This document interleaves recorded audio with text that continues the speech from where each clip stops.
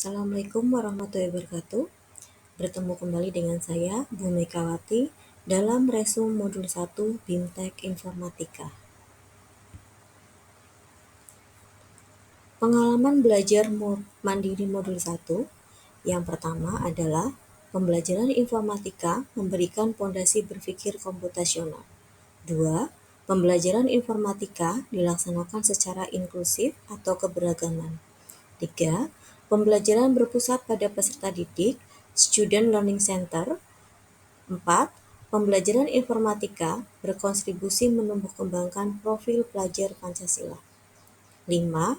Penerapan elemen literasi digital. Emosi yang dirasakan. Yang pertama, senang.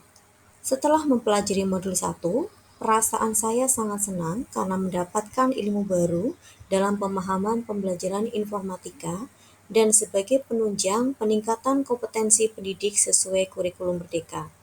Yang kedua, termotivasi berubah. Dengan mempelajari modul 1, saya termotivasi untuk merubah cara atau metode pembelajaran sesuai dengan kurikulum Merdeka sehingga siswa lebih tertarik dan bersemangat dalam proses pembelajaran.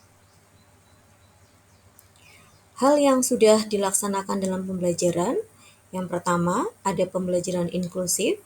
Saya sudah melaksanakan pembelajaran inklusif, di mana siswa mencoba memecahkan masalah dengan menggunakan komputer dan tanpa komputer, tetapi dalam pelaksanaannya belum maksimal. Yang kedua, literasi digital.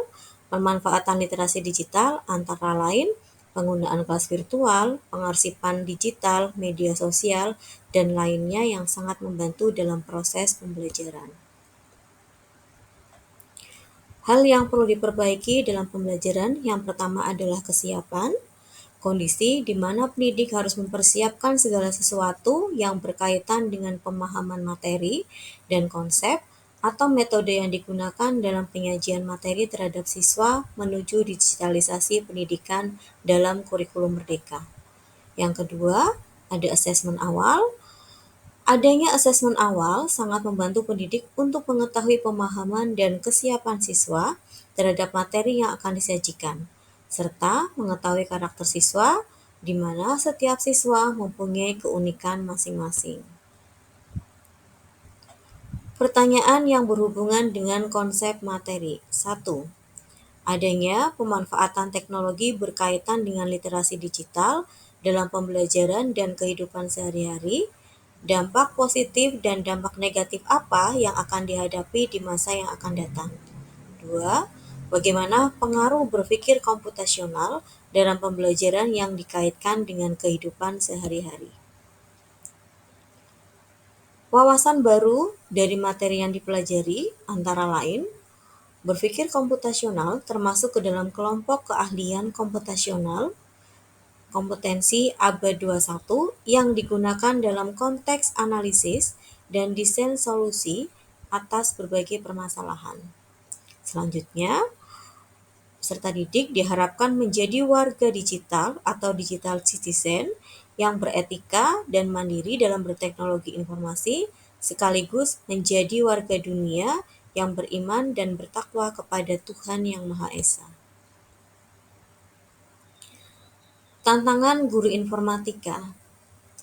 Tantangan guru informatika saat ini adalah pemanfaatan berpikir komputasional dan literasi digital dalam pembelajaran, kesiapan metode pembelajaran yang digunakan sehingga proses belajar mengajar bisa lebih menyenangkan dan menarik bagi siswa. Kemudian, sebagai guru, kita harus memahami karakteristik setiap siswa. Alternatif solusi dari tantangan yang ada, yang pertama adalah sebagai pendidik informatika yang profesional, kita perlu meramu pembelajaran literasi digital dan berpikir kritis dengan berorientasi mempelajari konsep, membangun karakter dan perilaku yang bisa dilakukan baik secara plug ataupun unplug. Yang kedua, mengikuti BIMTEK yang menunjang penguasaan kompetensi sesuai kurikulum Merdeka dan berkolaborasi dengan guru lain melalui MGMP sekolah maupun MGMP kota atau provinsi. Pengalaman masa lalu, Pengalaman pembelajaran masa lalu, pembelajaran masih berpusat kepada guru, kemudian adanya pembelajaran inklusif dan KBM, sehingga siswa bisa memecahkan masalah baik dengan komputer maupun tanpa komputer, walaupun sudah ada penerapan literasi digital, tetapi masih kurang maksimal dalam pemanfaatannya. Penerapan di masa mendatang, mengubah cara pandang bahwa pembelajaran berpusat pada guru, tetapi berubah menjadi pembelajaran berpusat terhadap siswa, sedangkan guru berperan sebagai fasilitator. Kemudian adanya peningkatan pembelajaran inklusif dan literasi digital, serta meningkatkan pemahaman dan pemanfaatan berpikir komputasional dalam pemecahan masalah, sehingga siswa bisa berpikir sistematis, logis, dan merancang solusi. Berbagi praktik baik. Yang pertama, menyusun ATP dan modul ajar, bersama-sama dengan teman sejawat mempelajari berbagai sumber belajar tentang mapel informatika sesuai kurikulum Merdeka untuk menyusun ATP dan modul ajar.